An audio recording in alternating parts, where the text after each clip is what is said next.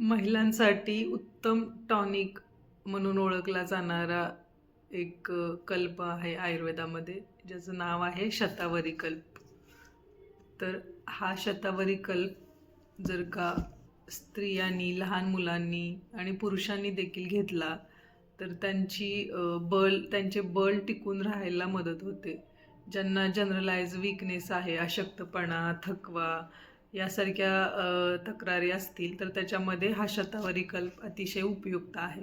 त्याचप्रमाणे सर्वांना माहीत असलेला एक त्याचा उपयोग म्हणजे स्तन्यवर्धक, जो की आपण डिलिव्हरीनंतर गर्भमातेंना दिला जातो.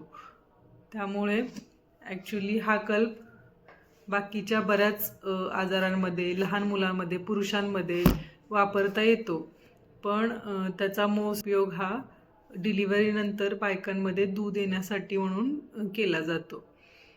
तो तर त्याचा फायदा आहेच, शिवाय इम्युनिटी बूस्टर म्हणून ओळखलं जातं शतावरी हे. त्याचप्रमाणे ते पित्तशामक आहे. ज्यांना ॲसिडिटीचा वगैरे त्रास आहे त्यांनी दररोज शतावरी कल्प सकाळ संध्याकाळ एक एक चमचा दुधातून घेतला तर पित्तशमन व्हायलाही मदत होते. तर लहान मुलांपासून ते वृद्धापर्यंत सगळ्यांना घेता येईल असा शतावरी कल्प.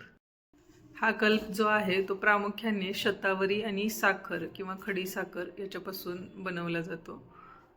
तर याच्यामध्ये फ्लेवर म्हणून इलायची फ्लेवर किंवा चॉकलेट फ्लेवर असे वेगवेगळे फ्लेवर मार्केटमध्ये अवेलेबल आहेत.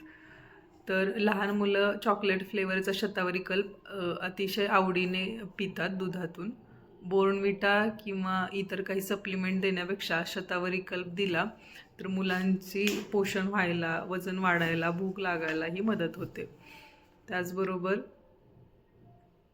ज्यांना शुगर आहे त्या व्यक्तींनी हा कल्प टाळलेला बरा, कारण की याच्यामध्ये साखर असते. त्याच्यामुळे ज्यांना शुगर किंवा डायबेटीजचा त्रास आहे त्या व्यक्तींनी हा कल्प खाऊ नये. फक्त डिलिव्हरीनंतर त्या मातेला दिला जाणारा कल्प म्हणून शतावरी कल्प ओळखला जातो, तर असं नसून सर्व एज ग्रुपमध्ये वापरता येण्यासारखा आणि सर्व एज ग्रुपमध्ये फायदा देणारा असा हा कल्प आहे.